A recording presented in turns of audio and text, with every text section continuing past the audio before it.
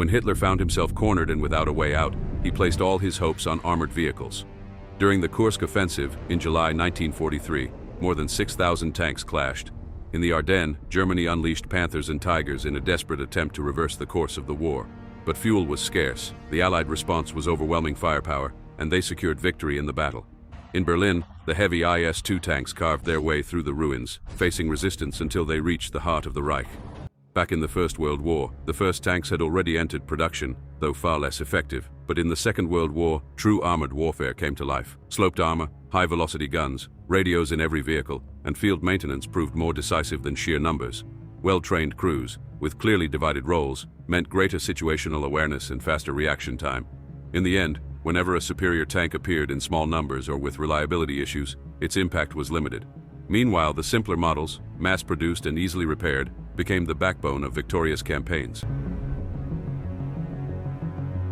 The German example of the Panzer IV is clear. With nearly 9,000 units produced, it began with a short 75mm gun designed for infantry support, but evolved to mount the KWK-40L-48, capable of engaging enemy armor effectively. Its armor, initially 30mm, was reinforced up to 80mm, with additional side skirts for protection against shaped charge munitions. With a 5-man crew and radios in every vehicle, the Panzer IV stood out for its command capability on the battlefield. It was never the heaviest, nor the most powerful, but it was always present. It proved decisive in the French campaign of 1940, in North Africa with Rommel, and at Kursk, where Panthers and Tigers suffered mechanical failures while Panzer IVs kept fighting. Its 3-man turret, combined with Zeiss optics, gave it an edge in duels, allowing it to fire first. It was a balanced, reliable, and adaptable weapon, forming the backbone of German armored divisions until 1945.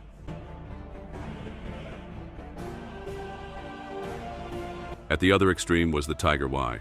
A symbol of power, produced in just over 1,300 units, it carried the 88mm KWK-36 gun, capable of destroying T-34s or Shermans at ranges beyond 1,500 meters. Its frontal armor, up to 120mm thick, made it virtually immune to 76mm guns in frontal engagements. With a spacious turret and precision optics, the Tiger offered lethality and crew comfort that few rivals could match. But every advantage came at a price. Its fuel consumption was enormous, reaching 500 liters per 100 kilometers. Its interleaved road wheels trapped mud and ice, complicating maintenance.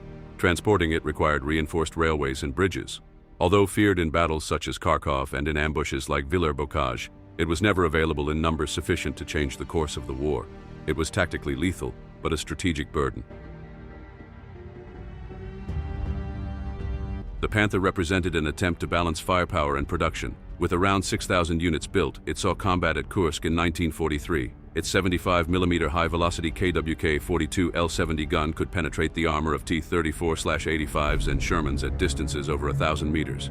Its frontal armor, sloped at 55 degrees and 80mm thick, offered superior resistance to most Allied guns. In frontal duels, it was imposing. But there were vulnerabilities. Sides only 40 to 50mm thick and serious transmission issues, especially in the early models. Its production required time and resources Germany could no longer spare. It played an important role in defensive operations in Ukraine, Normandy, and the Ardennes, but reliability and logistics were its downfall. Still, it paved the way for post-war armored designs, with its combination of speed, sloped armor, and high-performance gun. The German army's main rival on the Eastern Front was the Soviet T-34, considered by many historians to be the most decisive tank of World War II. With over 57,000 units produced between 1940 and 1945, it became not only the most manufactured armored vehicle of the conflict but also one of the symbols of Soviet victory. The initial model, the T-34/76, emerged in 1940 and surprised the Germans during Operation Barbarossa in June 1941. Its pioneering 45mm sloped armor increased the chance of projectile ricochet, making it far more resilient than any panzer Germany had at the time. The 76.2mm gun, combined with its mobility, could destroy Panzer III and IV tanks at long range, immediately shifting the balance of power. Another decisive factor was its adaptability to terrain. With wide, robust tracks, the T-34 could traverse mud, snow, and flooded ground where German panzers frequently got stuck. In addition, it used a 500-horsepower V2 diesel engine, less flammable and safer than the gasoline engines of German tanks, reducing the risk of fire when hit. Its operational range was also greater, allowing long movements without relying on large logistical convoys, a crucial advantage across the vast Soviet territory. However, the T-34 was not without flaws. The initial model had only 4 crew members, forcing the commander to also act as gunner, which compromised situational awareness during combat. Furthermore, the lack of radios in many early units hindered coordination between tanks, forcing crews to rely on flags or visual signals to transmit orders, ineffective amid the smoke and chaos of battle. With the arrival of new German armored vehicles, the Panzer V Panther and Panzer VI Tiger, the T-34/76 was outmatched in firepower and protection. The Soviet response came in 1944 with the T-34/85. This version featured a redesigned 5-man turret, incorporating a dedicated commander, along with an observation cupola that greatly enhanced battlefield leadership. Its 85mm Zeiss S-53 gun, capable of penetrating up to 100mm of armor at 1,000 meters, finally allowed the Soviets to confront Panthers and Tigers head-on at medium range. Another factor that solidified its superiority was ease of maintenance.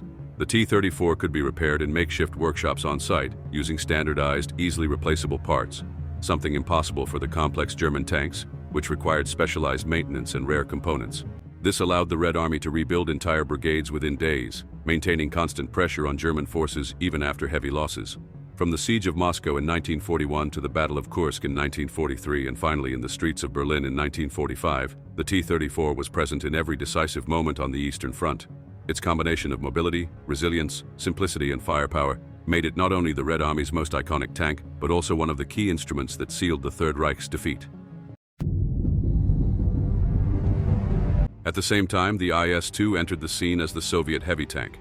Around 3,300 units were produced, equipped with the 122mm D-25T gun, devastating against fortifications and enemy tanks. Despite its slow rate of fire, only 2 to 3 rounds per minute, a single hit was usually lethal. Its frontal armor, up to 160mm thick, made it resistant to the Tiger's 88mm gun at medium range. It was used as the spearhead in battles such as Sandomierz, Budapest, and Berlin, clearing the way for infantry and T-34 advances. It was not a tank for rapid maneuvers, but rather a breakthrough tool, forcing passages through defenses and destroying bunkers and fortified buildings. On the Western Front, the M4 Sherman symbolized industrialized warfare. Over 49,000 units were produced in the United States and sent to all fronts. Initially armed with a versatile 75mm gun, it was later upgraded to the 76mm M1 version, more effective against armored targets. The British adapted it with a 17-pounder gun, creating the Firefly, capable of confronting Tigers and Panthers with armor-piercing rounds. The Sherman was not invincible. Its 50 to 75mm armor left it vulnerable to virtually all German guns. However, it had advantages that often decided battles. It was reliable, used standardized parts, and was easy to maintain. It could cross oceans, land on beaches, and be fitted with kits such as the Rhino to cut hedgerows or converted into flamethrowers, amphibious tanks, or mine clearers. The introduction of wet stowage, storing ammunition in refrigerated compartments, reduced the risk of fire by up to 70%. It was crucial at El Alamein, Normandy, the Ardennes, and in Italy, always ensuring that for every tank destroyed, another was ready to replace it within days. In addition to the Firefly, the British employed the Churchill, an infantry tank with heavy armor, useful in support operations such as Ortona and Normandy. Its variants, the Crocodile flamethrower and the AVRE with a 290mm mortar, were particularly effective against fortifications. The Cromwell, followed by the Comet, served as cruiser tanks, fast and used for reconnaissance. The Comet, introduced late in the war, featured a 77mm gun capable of effectively confronting Panthers and paved the way for the Centurion, a benchmark of the post-war era. There were also failed experiments. The German Maus, at 188 tons, was nearly impenetrable but impractical, with only 2 prototypes built.